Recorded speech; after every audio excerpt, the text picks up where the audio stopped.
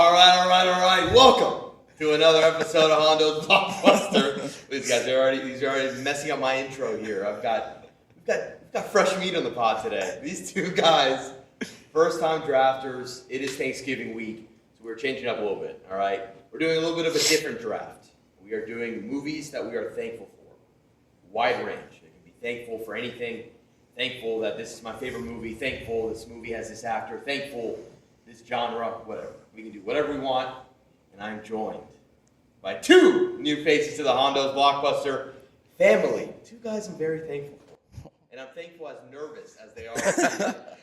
It is Robert the Man. And Oski the Snob Vila. Welcome, boys. Come on. Thank you for having us on. I can't believe you have us on here right now. I know. I've been avoiding this for 6 months now. I thought I would finally got away, but Nope. you cornered us. Yep. You have been cornered. Yes. You tricked us. You do. Now the lights are on, the cameras are rolling. I have you right where I want you. Yep. I have to admit, I'm more nervous than I thought I would be. This isn't even live right now. Pooch can cut anything, but Yeah. something about the bright lights. Yep. Yeah. It's getting to me. I'm not gonna The lie. lights are bright. The lights are bright, the Listen. camera's in your face.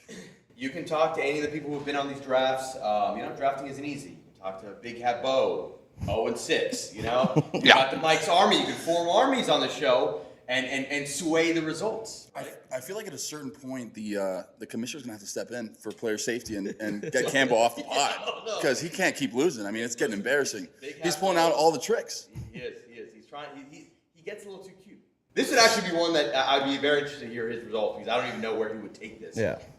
This draft, but Sure, niche and last place. I'm gonna have you on the call with him. Maybe we'll see how today goes. Yeah. This might be a one and done situation, but we'll see. Yes. We'll All see. right, so it is Thanksgiving. We cracked open some beers, all right? And we're just going to have some nice conversations, all right? Nice, full-flowing conversations. And we already did our order beforehand. Oski will be leading us off, followed by me, followed by Tico, all right? And yeah, you guys ready? I'm ready. do it. Let's do it, You man. guys ready? All right, Oski. All right. Lead us off, my friend. First So pick. first pick. I don't know. Maybe this is a little bit chalk.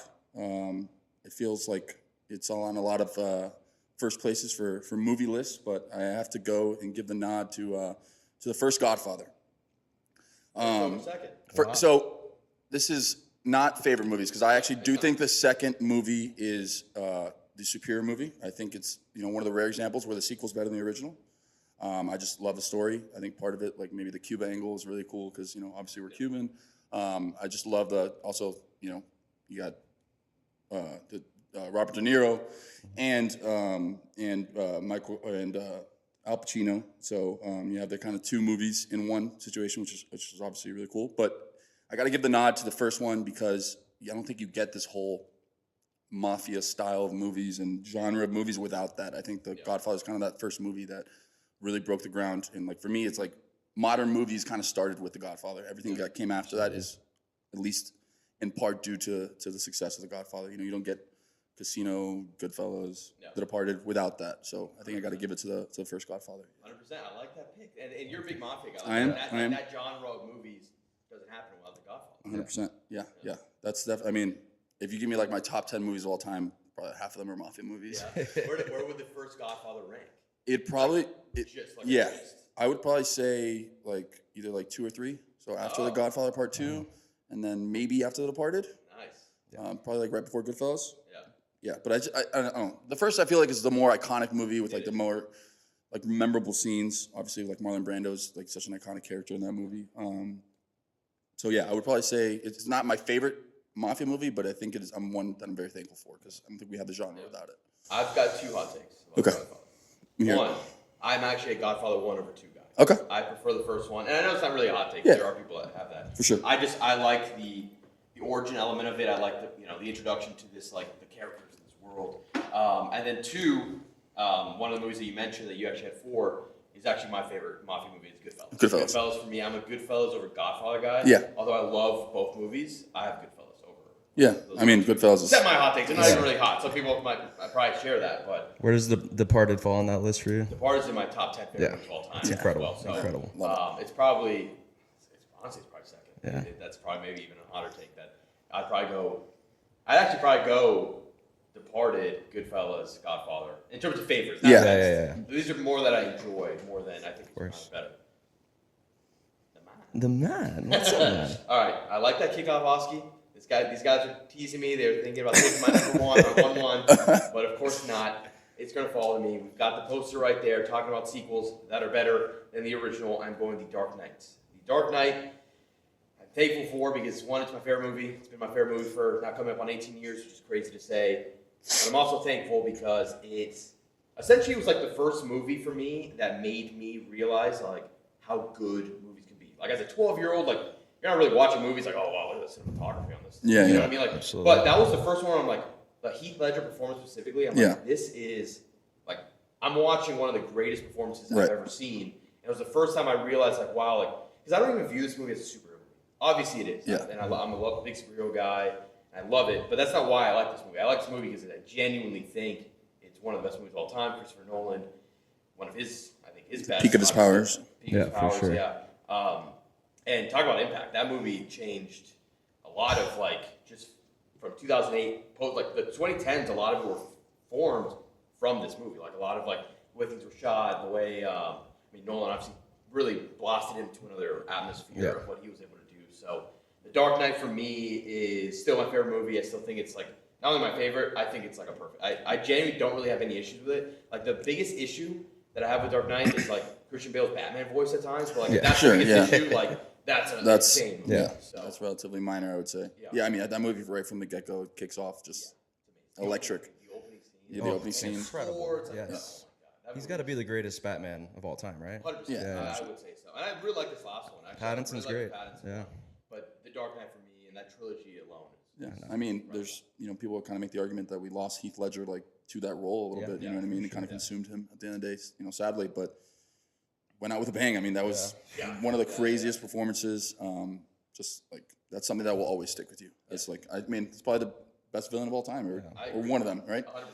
It's The best, I guess, the best villains of all time are the ones that you like secretly root for. Yes, for Right. sure. And I think that that's a good example. Right, and it's like it's that, and it's a mix of like iconic scenes, iconic lines, like why so serious? Yes, dude. Like, dude, that's good. Like, That was I good. was like doing that like 50 times, like every day is like why so serious?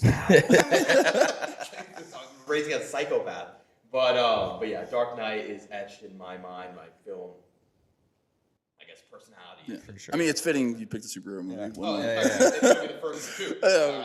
Let's one's taken obviously. I can see Oscar taking a superhero movie. In a some sort of like sarcastic, ironic sense, sure, maybe. Would you say that got you into like the Avengers as much as you are now, or like? No. It doesn't feel like a superhero movie. It really doesn't. does. It really doesn't. rich. There's another one that I think I'll get to later that kind of touches on the got me into superhero movies. This obviously had a part of it because it technically is a superhero movie, but I view this less of one than I do of like like a Spider-Man or X-Men that are really superhero-y. But this is like just for me, I think just an all-time classic. Yeah, it's a good pick. All right, take mine. All right. Back to backs. Back to backs. Okay, so this isn't my favorite movie of all time. It's up there, but I'm going with The Shawshank Redemption. All right. Just a Talk beautiful about a classic. Yeah, I mean a classic. I don't think I've ever met someone that has anything bad to say about that movie. It's by far one of the most beautiful movies. I mean, it's what got me into loving cinematography and just cinema in general. I feel like every movie leading into that, I was just kind of, it was like entertaining.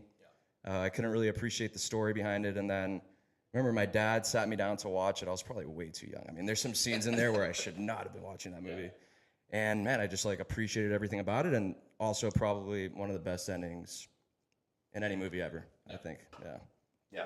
I mean, Shawshank, there's a reason why people consider it like, actually the debate, it's a good debate between The Godfather and Shawshank in terms of like, I think they're the two highest rated movies ever. And Shawshank is like, you can't really go wrong with picking Shawshank. It is an incredible movie. Some of the best performances too. Morgan Freeman's incredible. And it's like just, I don't know if he won an Oscar for that, but he should have not. I'm not sure.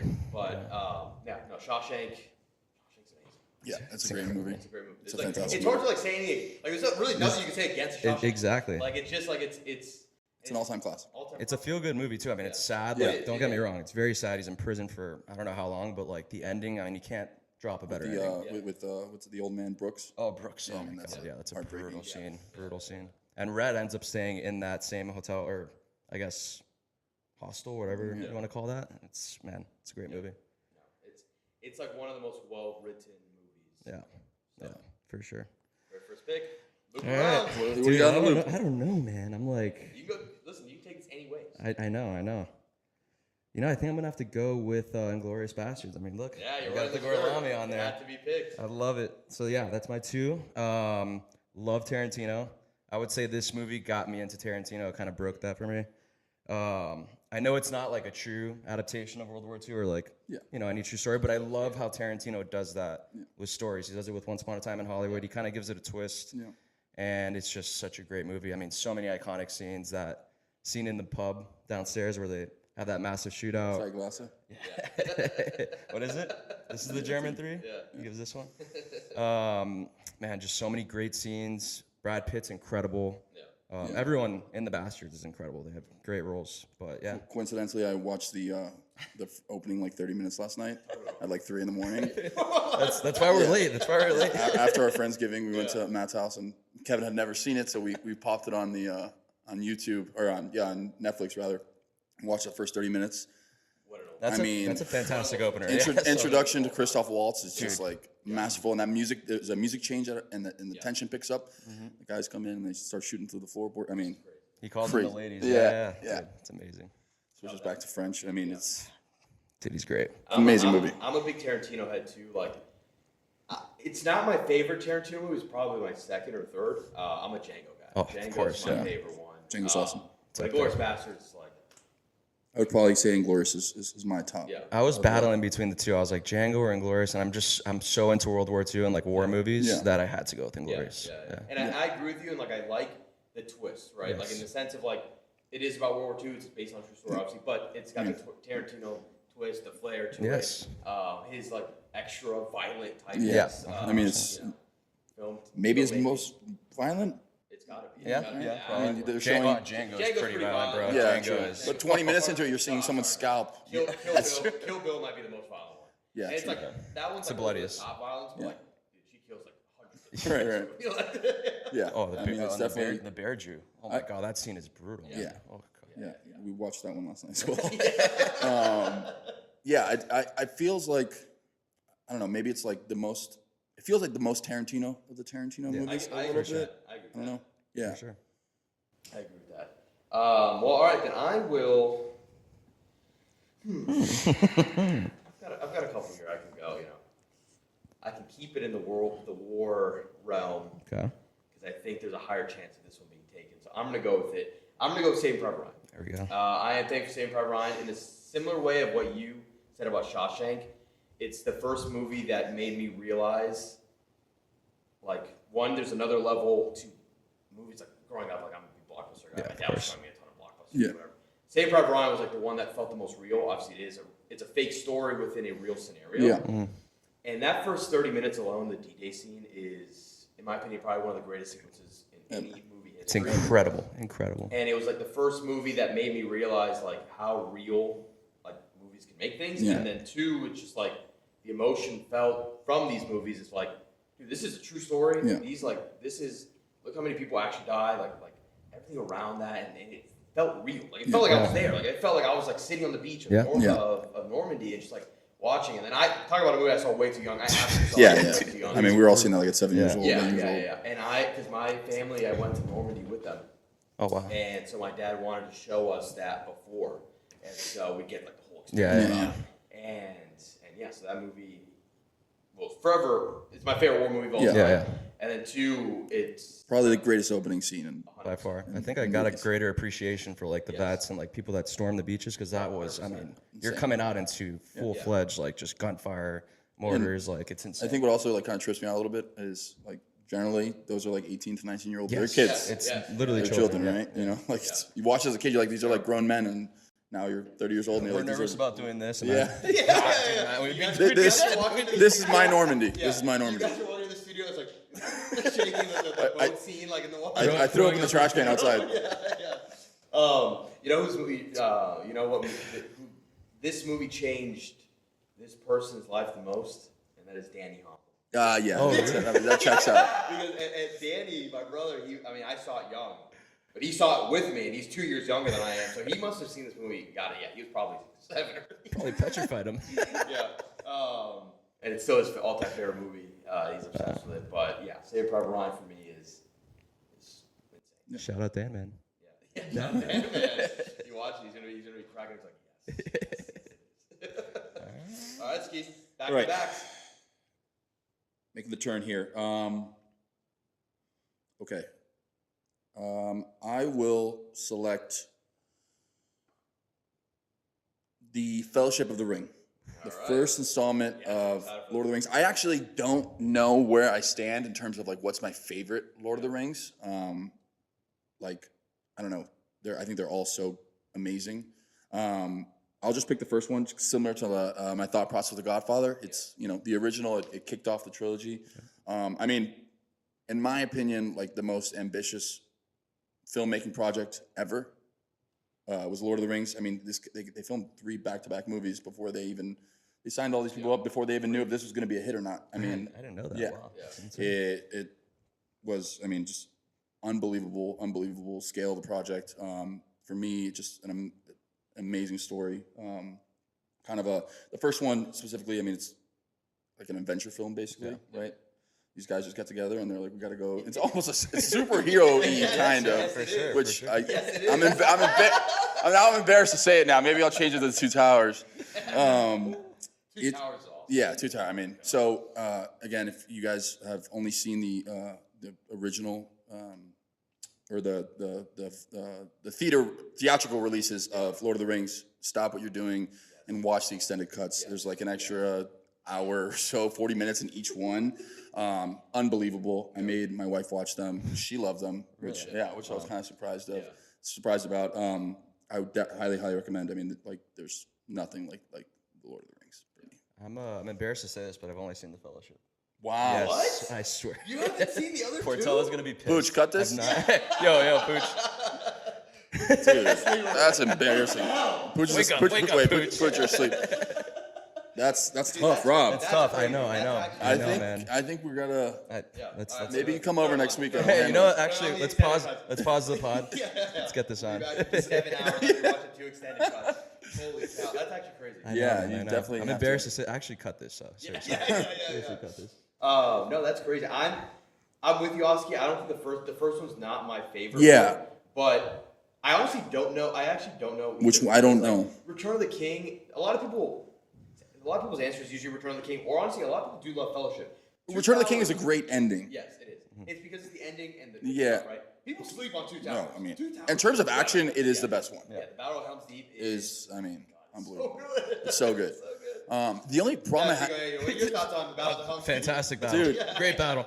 It's kind of like D-Day. Yeah, Rob, you gotta get on that. I We'll know, have I him know, back I know. on. We'll have him back on. Yeah. Ooh. You're gonna watch them, and then we're gonna review them. We're gonna retrolily review Lord of the Rings. And That we're came gonna- out in 2002 and Yeah, we're 2003. gonna get Port back on too. Oh my God, dude. Port is not gonna be happy He's about gonna be this. pissed, No, it's man. gonna be bad. It's not good. Sorry, Port. Yeah. Oh man. No, but Lord of the Rings, and I had this, and we'll make this part quick because I had this debate with Port too. And we talk about it on our chat and size and stuff. And I'm a Harry Potter guy. I am a Harry Potter in terms of fantasy. I have not finished Harry Potter. What? Okay. I mean, you're giving Wait me a second. shit. You're on the same board. Harry Potter is not even the same stratosphere as Lord of the Rings. Harry Potter is for kids. It's for children. It's a cute story, nothing more. Overrated. What? Clip it. Are you Clip kidding it. me? Wow. Overrated. All right, this is the last. He's a nerd. The guy was a nerd. Hondo Hive, Hondo Loser. Hive. He's a This loser is the nerd. last time this guy's gonna be on the show, right? I apologize for that. That was Overrated. What? No, I love Harry Potter. Harry Potter for me is There's a nostalgic factor. That's cool. That's it. nostalgic factor, but also it's like I don't know. It's like as a kid, like watching those movies. Yeah, it is. I mean, it's special. especially the first. It's a holiday movie. Yes, it is a Christmas movie It is for sure. Perfect, Yep. actually, perfect holiday. I agree with you. But and as the series goes on, it does get more mature because you grow up with them. Yes. The first one came out when we were. They came out 2001. Yes, so 5 we were years old. 5. Yeah. They were technically like 11. And then you just watch as we grew. They grew too. And so it was just cool to watch that process. But I said, Lord of the Rings. I agree that Lord of the Rings is the better made movie. It's one of the best trilogies of all time. It's the best trilogy of all time. You think it's the best trilogy of all It's the time? best trilogy of all I don't time. disagree about Really? it. Yeah. Like, you think Over it's The better Dark Knight? than than Dark Knight 2, but I was saying like the Godfather trilogy. The the problem is Godfather Part 3 is so bad that it really should just be looked as a original and a sequel, and just don't even waste your time on the Godfather Part 3. You made me watch it too. It was really bad. Actually, we're talking about movies we haven't seen. I actually have not seen Godfather 3. Yeah, I would actually don't. Because I've heard this, like everyone's like, don't watch it. So I've seen the first two, obviously, and I'm like, all right, well, I guess I'll get to this one eventually. Yeah, no, it's tough. It's tough.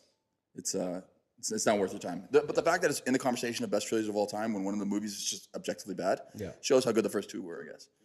But yeah, you definitely got to get on the Lord of the Rings. I know. We will. We'll do a little movie night. An old one. I'm down. Remember? Listen, I'm down. You just need 11 hours. Well, I mean, when we watched, what was it? Oh my God, we went through 2 bottles of wine watching that. That was probably the drunkest. I'm thankful for that movie. Because I've never been Watching a movie? Because by the time we got to hour 2, we were like, all right, I guess we got to open another one. I remember we finished and we paused. We were like, oh my God, we have an hour and 20 left. It was like 4 hours. It's like 3.5, 3.5, 4. It's insane. Wow. Oh, I thought you had to say something. Oh, we're good. Okay. Pooch. Pooch. All right, Ski. Okay. All right, on the turn, making a turn here. I am going to go with No Country for Old Men. I love that pick. I love this movie. Just makes me feel a certain type of way. I don't know, empty, soulless. It's a super depressing movie, super dark, very existentialist. Our 12th grade English teacher showed it to us when we were learning existentialism. Senior year of high school. I think it's like the perfect movie. I love it. It's I mean, some of the themes are we can get into the deeper themes of it. At its core, it's basically a cat and mouse chase, the whole movie, between basically a rancher, I guess, ranch hand, and in my opinion, maybe in the conversation for the greatest villain of all time, Javier Bardem as Anton Chigurh. I mean, absolutely terrifying. I think like monster movies are scary, but like serial killer, he basically is like a human being that's capable, right? Like he's basically like like the old Jason movies, like he's like he's basically just walking. Yes. Like he's just there. That's basically so calm. what he is, like that type of like that type of monster. No, it's like this guy who's like a complete psychopath. A complete psychopath, just like going up to you, seems like a normal guy, Yep. and then it's like the gas station scene. Oh my God. That's I mean, actually the best scene. To be honest, that's the best. The call it scene. What's the most you've ever lost on a coin flip? I mean that. Yeah, that's and something that movie did, like the Coen Brothers did so well, is they built all this tension. I don't know if you guys noticed. There's no soundtrack in the movie. Is there no score? There's no score. What? It's essentially just it's rewatch. I never noticed that. I watched it the other day. The tension is so crazy, and there's no music. Yeah. It's, I mean, just an unbelievable movie. I don't know. It makes me feel a certain type of way. I really like that movie. I think, in my opinion, it's and that was a really good year for movie. That was the same year as There Will Be Blood. Yep. Daniel Day-Lewis won Best Actor, I think. No Country for Old Men won Best Picture. Very good year for movies, and I think just fantastic. That's a great pick. If I'm not mistaken, no, that wasn't 2008. That was 2007. I think it was 2007. Yeah. I think I read somewhere that like the group of psychologists did a character study of 100 like basically psychopaths in movies, and they found Javier Bardem's portrayal of Anton Chigurh to be like the most accurate, most psychologically accurate, I guess. Which is that's what the power of a really good actor can do. You know? Absolutely. So I have to just say this because me and Oski we joke around a lot that we couldn't have two different tastes in movies. In life. In life in general, and I hate this movie actually. Really? What? But you waited. You let me talk all that time, and you waited. No, this is good. This is what I'm here for. This is good. Okay. I think the movie is a great movie. I really do. I have not seen this movie since that 12th grade class. Okay. So you got to rewatch it. You guys have some homework to do. It was a very different mentality of what I was as a human being as a high schooler. Fair. And I remember watching this movie and I was like, this movie's boring. I'm like, and you know what part pissed me off the most? That and I think this actually derailed the entire movie for me. And I haven't gone back to it. So I don't actually hate this movie, but I do need to go back and watch it. I hated the movie when I saw it initially, so it's kind of scarred me. the whole plot around James Brolin's character, the way that they end it, of like Josh where, Brolin. Josh Brolin, yeah, of like where essentially out of nowhere he's just dead. Yeah. And I was like, wait, whoa, what's happening? I could not, and it threw me off so much that I was like, oh, this movie sucks. Yeah. And It's. so- I mean, it's not a clean. Like, there's no like. Yeah. But There's no happy ending. Yeah. There's even less so than that. There's no closure. Yeah. They don't There give you isn't closure. at all. It's they kind of spit in the face of the audience a little bit, Yes. and it's. I think that's cool though. That's a true depiction of like, Yeah, that's how life is. You know, there's no It's just closure in like, life. As a 16-year-old watching, I'm like, dude, where the hell's my action? Yeah. So I think you got to rewatch It's it. a very it's a very particular thing. Like I had the same issue with There Will Be Blood, by the way. I think I saw both. I mean, those are two of the best movies of I'm all with you on time. There Will Be Blood. I'm not a fan. Oh So wow, I think that There It's Will crazy. Be Blood is Dan Day-Lewis. it's a movie podcast. Jesus But- Christ. We're very qualified, all right? We're very- Yeah. Wait till you get to my next pick, all right? Oh boy. But no, like that. I think those are two movies that I do need to rewatch. But like at the time when I watched, it, I did hate those movies. I really hate it. I'm like, this is I think we're gonna rewatch as a this friend, is a movie. as a I'm friend like, group. This Yeah. is the movie that like only the critics and the snobs and the film Twitter like. And then I was just I was like they're like, well, let me go watch Iron Man. But that's who I am. So that's the only reason. I do think the movie is a great movie. I just haven't seen it in forever. And maybe who knows? Maybe I'll watch it again. I'm like, this movie still sucks. Yeah, maybe. Let's see. I think you'll like it a little more now. Yeah. I probably will. I 12th grade, you're too happy to like enjoy it. Yeah, there's Yeah. no, clearly not. This guy's forgetting. He loved it. True. This guy's been depressed. All right. Cut that All right. I'll say my other one for later. But I do got one. The movie that made me fall in love with movies is the first movie that I can remember that essentially set me down the path of loving movies, and it is the first original Jurassic Park. Wow. The original Jurassic Park is one of my all-time favorite movies. I think it's one of the best movies ever made in terms of what it did for special effects. Firstly, one of the best scores of all time, and it just is the first time. And I remember my dad showed me those when I was super young. It was the first time I saw a movie, and I'm like I was in wonder. I was like, my eyes were like, oh my god, like I'm seeing this thing. And I don't know how old I saw it, but I was like, oh my god, is this real? Like that as a kid, like should I have been watching the movie? I don't know, but like that was the first movie that made me love movies. Yeah. Like, that's the movie and me and Andre just talked about it. Like, we were the kids that were in the backyard hunting lizards, being like, oh, we're dinosaurs. Like, I'm Alan Grant. That was me. a bunch of freaks. So, yeah, exactly.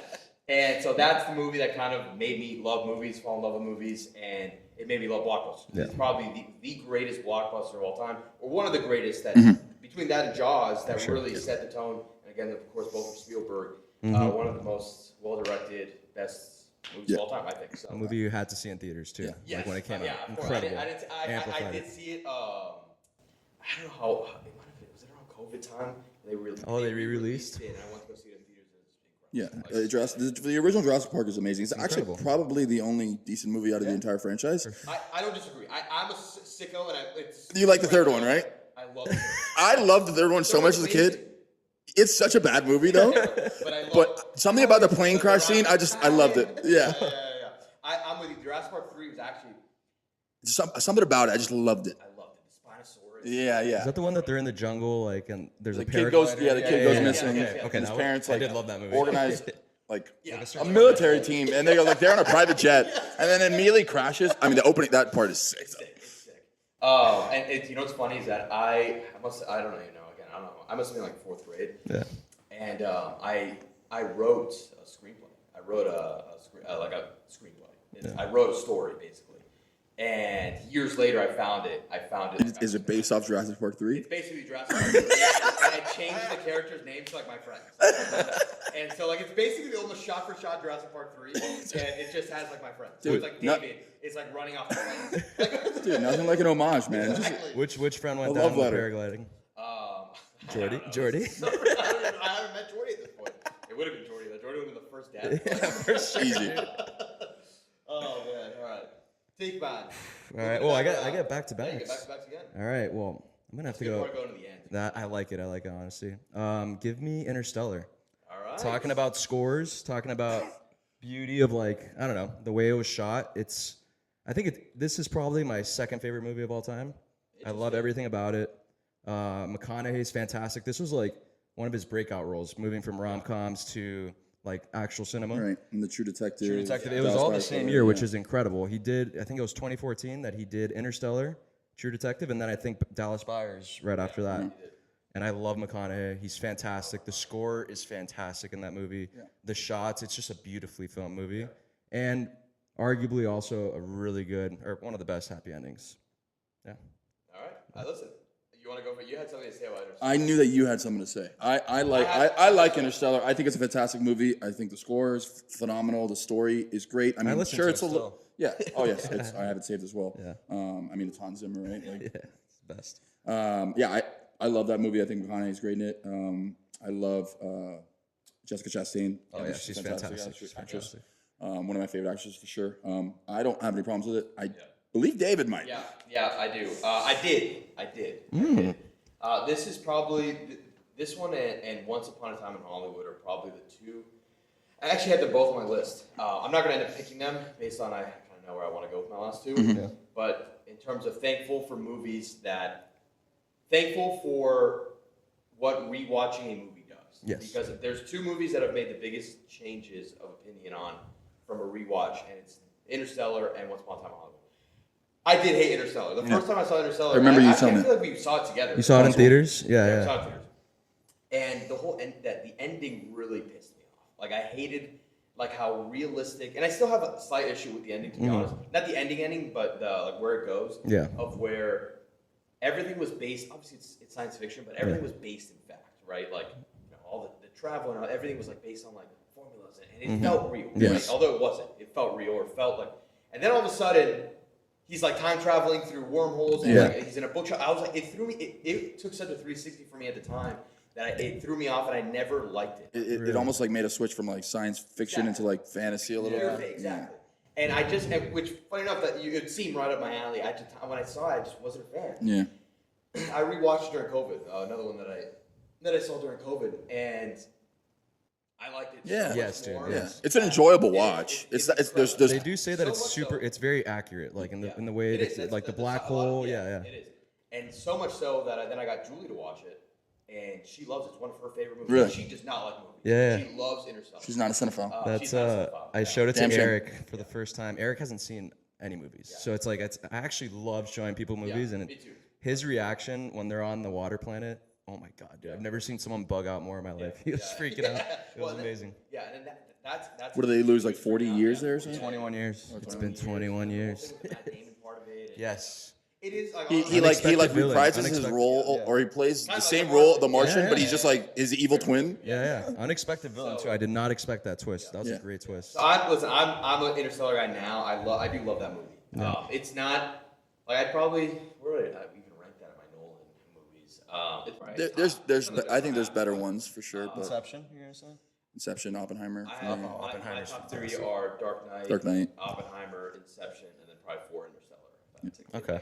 Top 4. I mean, but those are 4 amazing, like, incredible movies. it's like a crazy list. It's like saying, oh, that's like the 4th best Nolan movie. Saying like that's probably the best movie anybody else might make. You know what I mean? So true. So now I'm good with Interstellar. Okay. Sometimes you need a rewatch. That's why I need to rewatch. Yeah, we're gonna. I'll have you over. I'll have you over. We'll do that. I need. It's good to have that because like Once Upon a Time in Hollywood actually has an even bigger jump for me. I really hated Once Upon a Time in Hollywood the first time I saw it because I was expecting something else and like expectations kind of do that to you. Like the trailers were all about the Mansons. I was like excited for like Tarantino's spin on the Mansons. Yeah. It ended up just being like a love letter to like old Hollywood and things like that, which is right up my alley. Yeah. I love those movies. I love movies about movies. Yeah. But like I wasn't in the mindset to go see that, so I was like, oh man, this movie's boring. Like we're in the Mansons, they get to the Mansons, whatever. I rewatched that movie and it's like one of my favorite Tarantino movies. Like actually, I've seen it now. I just rewatched it again recently. After I saw One Battle, and I love that movie and I love Interstellar too. So it's a good movie. Once Upon a Time on friendship. Like it's just like the Cliff Booth friendship. It's amazing. And they're making a spin-off now, right? They are. Is Brad Pitt's in it? Oh my god. Really? It's about Brad Pitt. It's about Cliff Booth. Oh, like his origin story? I think it's Fincher. No, I think it's a sequel. Oh. I think. Yeah, So it's following that up. Wow. Yeah. But it is. It's like Tarantino. For some reason, Tarantino hasn't made a movie since then. It's been now 6 years, and he He says he's going to retire on his 10th. I think he originally wanted to retire after Hateful Eight, right? That was his eighth movie, and then he just decided not to retire. Yes, but then he really wanted to retire after Once Upon a Time. Once Upon a Time in Hollywood was actually Tarantino's favorite movie that he's ever made. Really, it's a great he movie. He says it all the time. Like he says, like this is my favorite movie. This is the best movie I've ever made. Wow, and this is great. But then he pigeonholed. The issue is, right? He can never do it, and it'll be fine. But he pigeonholed himself, saying that he's going to retire after 10. So everyone's expecting him to make one more, and then he just hasn't done it. He's just not going to do it. He like does it because he wants it. Like he loves this movie. In his ideal world, he probably sends off with this. Like this is his last like raw. He's not even an old guy. He's not. He's like super young. He's in his 50s. He looks terrible though. He looks. He's producing this one, and Fincher is directing. That's crazy. So, I cannot wait for that. Yeah. Oof, where do I go from there, man? I think Oski knows what I'm gonna pick. I have no idea. I'm gonna switch gears here. I'm going Silver Linings Playbook. This is my favorite movie of all time. Really? I love that. It's a great movie. I know it's not like a popular first overall or I guess favorite movie of all time, but it's just, dude, it's a beautiful movie. It's by far the greatest rom-com ever. I love Bradley Cooper in it. I love the story of, I don't know, just like taking a bad situation and making it the best way possible, the best thing possible. And yeah, I just love it. I love the gambling aspect of it. How De Niro has his little book. The high point of the movie is literally a parlay, right? Yeah, it's a parlay, literally, to get his restaurant back. Yeah. And no, I just love the dynamic of him and Jennifer Lawrence also.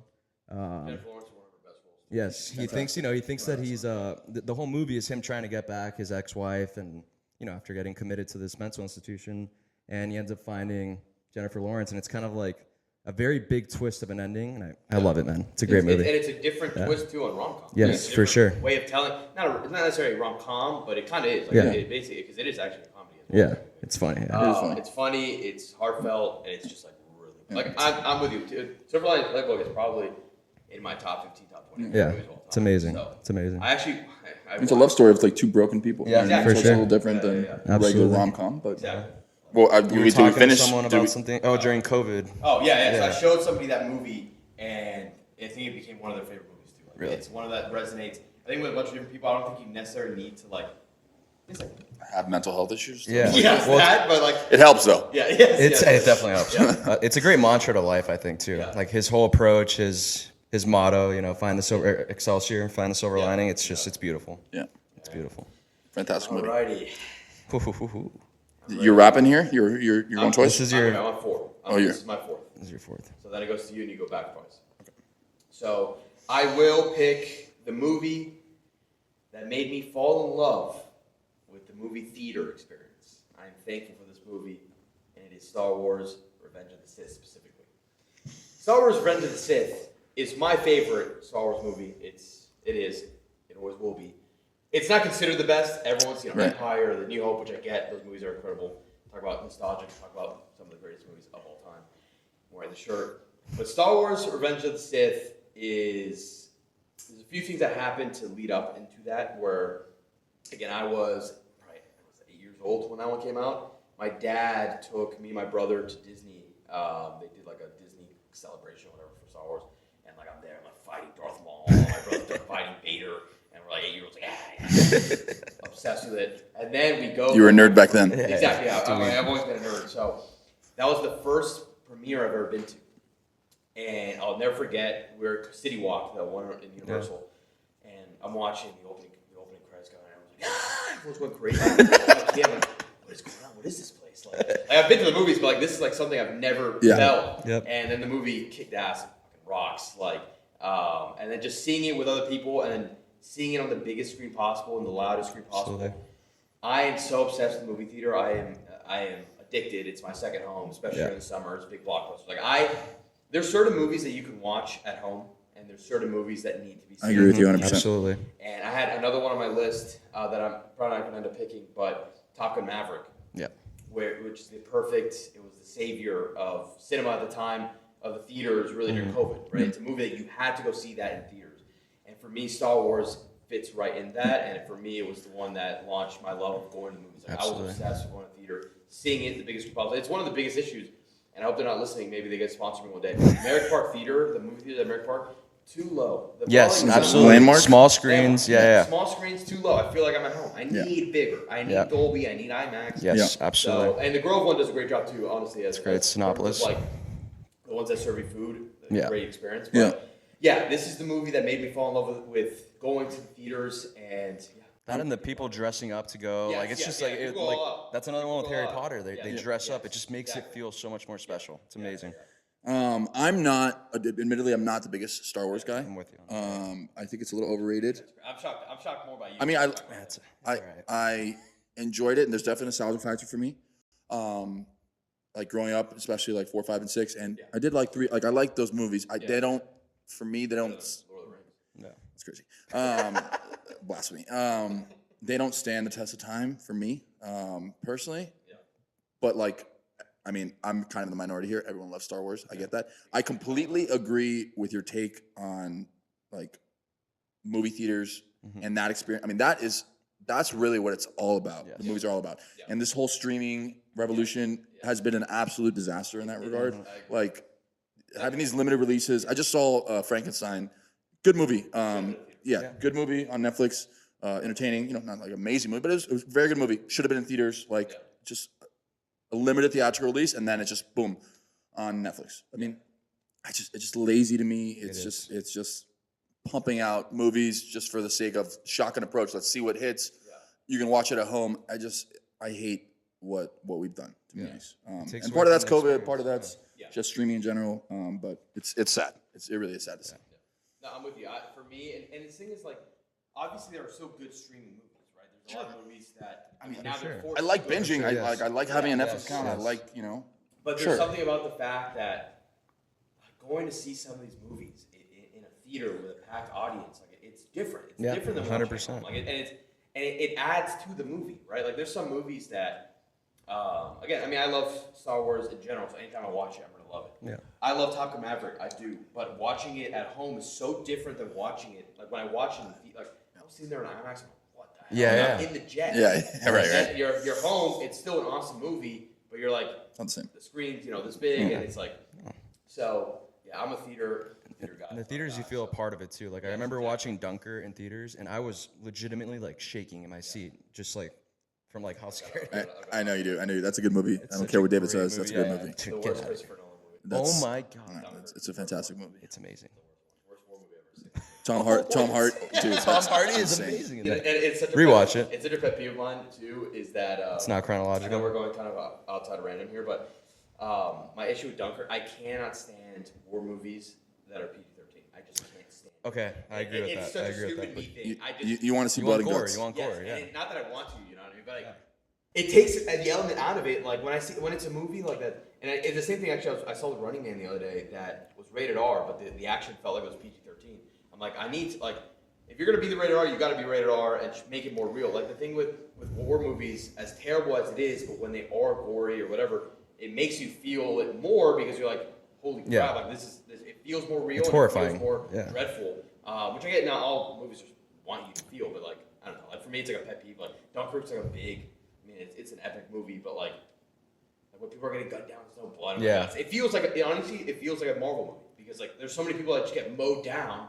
And there's like no blood, you know what I mean? So it's basically like. First of all, I mean, you're wrong. But I do agree with you. I wish it was rated R. I wish there was more gore. It's just not Nolan-esque to do that. Like he's not a gory guy. Yeah, that's all good. They got Tarantino and him have to collab. Tom Hardy. Tom Hardy as a fighter pilot, like it's the greatest. Like has like maybe 10 words in the whole movie and just creates this amazing character just with that limited amount of screen time, basically. I really like Dunkirk. That's how good he is, yeah. All right, Ski. Wrap around. Okay, wrap around. Okay. Where am I gonna go here? It's like no notes. Yeah, this is just. I mean, I just have shit written down, and this is just like off the dome. Top movies of all time. I literally just have movies written down, and I'm just gonna talk about them. I don't need notes. Okay. All right, I'm gonna go in a little bit of a different direction. This might cost me in the poll. Because I think I started off like pretty pandery. I think I'm gonna get some votes for my first 3, but we might hop off in a different direction. But that's all right. I'm not here for the people. I'm here for myself. Okay.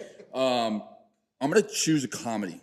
I take this a little bit differently than just like five favorite movies of all time. Like that would just be a lot of mafia and war movies. So I'm gonna go in a slightly different direction. So I'm gonna go into comedy. Step Brothers. I don't know. Just the first time I watched that movie, I peed my pants basically, man. It was fucking hilarious. I don't know. It made me laugh so much. It's so stupid.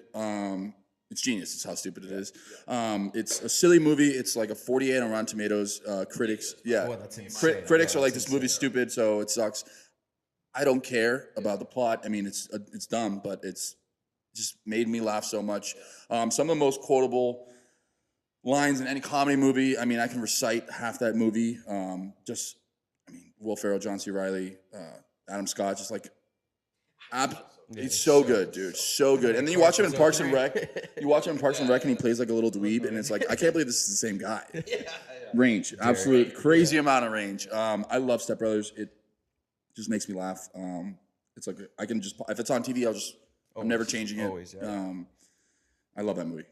My favorite comedy. I actually think the opposite of you in the sense of, I think, in terms of voting, because I'm very curious of how people are going to vote on this. Yeah. It might be the next one that throws people off. It's like, this is here to be like thankful, like not our favorite movies, like like we're not listing our 1 through 5 favorite movies. No. But I'm very curious of how people are going to see these lists of like movies together. I think that Step Brothers might be huge for you. It literally carried Michael to victory on one of the worst drafts I've ever seen. Yeah. Well, not as bad as Campbell's draft, I'm sure. Yeah. Oh, thanks. You got anything else, Step Brothers? I mean, for me, it is one of the best comedies of all time. It's the most quotable. And you think for comedies, there's two things. It's like if I sorry to cut you off. If I can like go back to that moment of originally watching it Oh my God, for the first time, like I would pay thousands of dollars to experience that again. It was just, I don't know, it's hilarious. That's a great pick. I mean, it's by far one of the funniest movies I've ever seen. If it's on TV, it's an automatic auto. Like even on Netflix, if I'm scrolling through, I can't find anything, I'm throwing it on. It's fantastic. I love that pick. Yeah. No, the two things with comedies is they make you laugh and they're quotable, right? Yeah. Making you laugh because it needs to, well, that's its job, right? Comedies, you have to laugh. Quotableness is what keeps it in the zeitgeist for so long. It's like the reason why Step Brothers people are still talking about it is because people can quote that and use those lines for years to come. Yeah. Where some other movies that are more, I guess, like timely, where you rewatch, you're like, this doesn't have the same impact because you're not, they're funny, but it's like these are like lines that are etched in people's minds forever. Yeah. So Step Brothers is one of the best. I do have a question for you guys. When's the last time you were at a theater and you were audibly like laughing with everybody at the theater? Years. I feel like it's been a decade. I don't want to. Yeah. Oh, I heard that. Yeah, go ahead, talk about it. I mean, I heard this thing on. I mean, that was, dude. It was incredible. Really, it looks really good. It's amazing. It's amazing. Can I watch it now? No. No, December. It comes out next week, I think. I'll watch it with you. I'll go to the theater and watch it again. Yeah, It's for sure. one of those movies that I haven't laughed in years. Dude, The movie has not made me laugh in it's years. not like Step Brothers. No, It's a dramedy. No, right? yeah. Like in the sense of like, there's a Is lot it like of things going funny on. people kind of vibe? Like a little depressing but funny? Like, Little depressing but funny, Same thing, yes. but yeah, exactly. Okay. Yeah. But this is the most I've laughed in a theater. It was incredible, Really? and with the audience. Like, I think that's why you're laughing with everybody. I think that's why I picked Step Brothers a little bit, is I missed that. Yes, I feel like I've been it's robbed been of way that. too long. Yeah. Yeah. The early to mid 2000s had funny movies. They made us laugh. The 2000, I don't know. 2010 range. It's. I don't know what happened. I don't know how to explain it. It just We got too sensitive, Yeah. but I think Will Yeah, we Arnett went woke, is dude, like, bro. We yeah, went we're woke. super woke, bro. Will Arnett is incredible. Bradley Cooper has like a Bradley very. Cooper might be the funniest He's person in the movie. he's hilarious, bro. He's so fried. oh, I didn't realize he was in the movie. Yeah, he directed and he's supporting. He's like supporting. Yeah, Did he have him in the trailer? I think I saw the trailer. I don't know if I saw. He's like very small. Part he's of so it. fried. He's good. It's funny, Range. It's a very range. different. Like I can't emphasize, like it's such a different type of comedy where it is hilarious. It is funny, but it's like it's not Step Brothers because Step Brothers is like there's not people probably aren't going to come out of this movie with quotes. Of this Yeah. movie, right? Yeah. But like it's the most I've laughed in the moment Yep. in a theater. Yeah. Absolutely. So Great movie. I'll go watch it with you again. Okay. It's All right. amazing. Oh, man. Let's do it. Okay. last pick, Ski. Last pick. My wife will kill me if I don't do this. So this is pandering to an audience of one. I love you, Gabby. Paddington 2. Let's go. Let's go. Hey, wait, you're pandering to an audience of 4. Yeah. Right? Never forget our Valentine's Day. That is true. Right? That is true. We did go to the premiere of Paddington Goes to Peru on Valentine's Day, double date, at 29 years old. How was it? I haven't seen that yet. Fantastic. Yeah, Paddington 2 is the best it's one. the best one. It's like The Godfather Part 2. It's like And Paddington 1 is like The Godfather 1. Yeah. The debate is old as time. as old as time. Paddington is amazing. My wife, my girlfriend, she was my girlfriend at the time. My wife made me watch it. I was like, dude, I do not want to watch a movie about a talking bear. Like, we're in our late 20s. Like, what are we doing? But she won. She won the argument, and I surrendered. And thank God that I did, because Paddington is an amazing, amazing movie. The second one, again, better. And the first, slightly, both very good movies. Just raw, like, feel-good emotions. I think you kind of have to have one of those in your Rolodex, because a lot of like the best movies of all time are very dark. Like my first 3 picks were dark. Yeah. You know what I mean? So you gotta have like something in the Rolodex that you can just kind of call to when you need a little pick me up. It's absolutely. He's just a lovable guy. It's just I don't know. Right after you watch. Watch it. Watch Paddington. Right after you watch No Country for Old Men, you have to watch Paddington. Yeah. It just level sets. Just level up. Like, wow, I'm depressed. Yeah. Look at this bear. I love this bear. I love this Peruvian bear. I love Paddington. Paddington for similar thing. Like, I don't even know how Julie and I put it on one day. Like, we were literally like trying to find something to watch, and I don't know how we came across the first Paddington. And it's like a 99 on Rotten Tomatoes, by the way. It's just a critically acclaimed movie. What's the Nick Cage movie that he mentions it? That's what. Oh yes, the Unbearable Weight of Massive Talent. Yes, which is a fantastic. Yeah, good movie. Great movie. Yeah. So Paddington's a great pick, and you're pandering to a group of 4 because we love that movie. Yeah. Literally, actually, for his wedding, I don't know how to tell you this. So we got him like a gift thing with a bunch of other things, and one of the things in it, the gift was a Paddington Funko Pop. No way. That's my second Paddington Funko Pop. Then they're like, oh wait, we already have one. So yeah. We love Paddington. I love Paddington. I haven't given you your wedding gift yet. Yeah, I could use that. All right, my last pick. I saved this one to get some audible thrones from Oski here. I'm going the movie that I am thankful for, that kicked off the greatest cinematic achievement of all time, and that is the first Iron Man. Kicked off the MCU, which the Infinity Saga is the greatest thing ever achieved in cinema history. Basically, 20-something movies, all moneymakers, all connected, and all fresh on Rotten Tomatoes. It is a stretch of insanity. Mixed, wide range of movies in there, some better than others, but all consistently good. And it all starts with Iron Man 1, which is one of the best superhero movies of all time. 100%. It's funny, you watch Iron Man now, and you compare it to some of the superhero movies that come out now, it's so different, especially in the MCU. But my God, did that movie bang. And it came out the same summer as Dark Knight. So did it really? The greatest superhero summer of all time, some say. I'm surprised you by have a someone problem say with me. And by the way, I know he likes Iron Man. Yeah. There's no way you don't like Iron Man. This is a bit. This is a bit. No, it's a perfect superhero movie for you. I guarantee it. So rewatch it. Here's my issue. Iron Man 1 is a good movie. Sure, whatever, it's fine. The MCU, like, Better than No Country for Old Men. okay, yeah. Like Avengers Endgame, like, yeah, whatever. It's a good movie. I mean, it's a superhero movie, for Christ's sake. There are lots of words. It's a superhero movie, guys. Like, what are we doing? Like, it's sure, it's entertaining. It's slop for the masses. Listen. You guys are like pigs at a trough, like who need immediate gratification and a happy ending. I mean, guys, it's a superhero movie, and they have taken away all these A-list actors and paid them bajillions of dollars. And more. Paid them bajillions of dollars to not make a movie. Robert Downey Jr. didn't make a good movie for a decade and a half, and then he makes Oppenheimer, and he's in Oppenheimer as soon as he leaves the MCU, or I don't know if he's back. I don't know. Who cares? It's a superhero movie, guys. Sure, it's fine. You hate fun? Like, what's wrong with you? It's a superhero movie. It's fun. That's it. It's not that deep. It's fun. It's It is not the greatest achievement in the history of cinema. It's not. Yes, it is. It's not. As a collective, it is. No, dude. They're superhero movies. He's excited. It's made for kids. That's 20-something movies connected. They ruined. All good. The MCU and its consequences have been a disaster for mankind. Oh my God. A disaster. Oh my God. No, This is a bit. It's the thing is, Not a bit. every single one I've seen what he loves. Yeah, I know. It's a He bit. loves the It's a Iron bit. Man. Guardians Love, of the love, Galaxy. love. Guardians of the Galaxy is This good. guy Good told score. me Infinity War was the best movie of 2018. I mean, Never said that. Listen, they're fine. They're enjoyable. I don't need to rewatch them.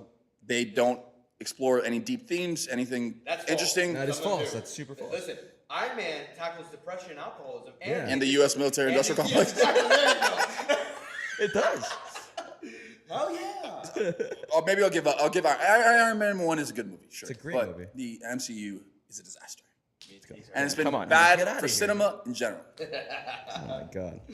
I love it. This is why I brought him on. I've been dying to have this debate with the snob himself. All right. I mean, I knew we weren't going to make it a whole episode without getting into I it. saved it for last. Yeah, perfect. I saved it for last. Well All right, timed. man. I freaking love this movie. So, Digman, finish us off. Oh man. I'm in between 2 right now, but I think I'm gonna have to go with 7. 7. All 7. right. It is. God, that movie's fantastic, man. It's probably the movie. Well, I'm thankful for it because it got me into thrillers and just like, I don't know, crime mystery, I guess. And the themes that it explores, the 7 deadly sins, is just incredible. They picked the perfect, killer for it. Kevin Spacey, absolute freak. Yeah. But man, Played Brad Pitt. himself. Yeah, literally he played himself. Wasn't hard for him. Brad Pitt, Morgan Freeman, incredible in that movie. And yeah, it's just. It's quite the twist. Yes. Oh my God, probably the biggest twist. It's a dark, depressing movie. It's fantastic. Good way to wrap this up. It's there. Fincher. Yeah, It's Fincher, great way right? to wrap this up. It's Fincher. Yeah, It is Fincher. that's- You ready for one of my deepest, darkest secrets? You've never seen Oh, no. Seven? Wow. Oh my God. Hey, wait, what? I know. There's always one. There's like a lot of work that has to be done. Yeah. We were actually. How do you have a movie podcast? I did, yes, exactly. I'm gonna cut that actually. I've seen seven times. I've actually never seen seven. I know at this point I know everything that happens. What's in the box? You have to I've know. seen Yeah, everything. yeah, I've yeah. seen What's in it. the box? I've seen What's in the everything. So, like, I feel like it's been to my detriment because I've I've basically seen this movie. I do. No, I you just have gotta it on sit my down and list. watch it. I have it on my It's- list. I need to watch it. It is one of the ones that it's literally high on my list of I can't believe I haven't seen this movie. Yeah. Why? What's the reason? You just haven't are you stumbled scared? upon it? To be honest, yeah, I haven't stumbled Dude, I'm upon it. watching it with you. Let's get together and watch it. You know, it's another one that I had stumbled upon that we've been talking about lately was Heat. Oh my All the God, new it's about incredible. Heat 2. The best heist movie. You've ever seen It's Heat the still? heist movie of heist I movies. have 45 minutes left. Okay, it's incredible. Oh wow, my it's God. it's 3 hours, right? De Niro, Pacino. I started it 2 days ago, all right, and I didn't get a chance to watch it yesterday. I had this wedding, so I'm gonna finish it today. But all the news of Heat 2, I'm thinking, dude, I don't think I've ever seen this movie. You'd know if you saw it. One of the best shootout scenes. I started. It's incredible. I saw just from the opening scene. They alone. use Val Kilmer reloading as ideal reloading for the U.S. Marines. Really? It's so accurate how he does it and so quick that they actually use it as a training video. Full movie. Super cool. In it, but Great movie. Another one that I just Great got heist to, movie. I just literally 7 is coming down the pipeline. So. It's incredible. It's pretty depressing. So just get ready for that. But I'll watch it with you, Dave, man. I love that. All right, gents. How you guys feeling? You guys you enjoyed yourself? I enjoy myself more than I thought I would. Let's go. I hated every minute. Yeah. We'll never be doing this again. You guys got any honorable mentions before we close it out? I do. Anything make the list? Anything close? Can I do a show? True Detective season 1. I had to mention that. That is one the of greatest. seasons of television. Absolutely. I'm very grateful for that. I watch it probably once a year. Love that show. Yeah. Any of the mafia movies we mentioned. He mentioned Jaws. I love Jaws. Yeah. I thought about picking that. Pander to Paddington. I don't know, the nostalgic factor of Jaws, the score. It's like the first real summer blockbuster. Yeah, it is. It's a movie watcher's movie. It's perfect. If you saw it as a kid and you haven't seen it since, go back rewatch it. It's perfect. Yeah. I have to do that. The one I did have comedy on my list. I had Dumb and Dumber. In terms of, it's not necessarily my favorite comedy now. Yeah. But as a kid, that was my favorite comedy. It's it honestly almost shaped my stupid ass humor that I have. So Dumb and Dumber is up there. I mentioned a couple of them: Top Gun Maverick for Saving Cinemas and Tom Cruise's Cinema Jesus, basically. Yes. I had Good Will Hunting.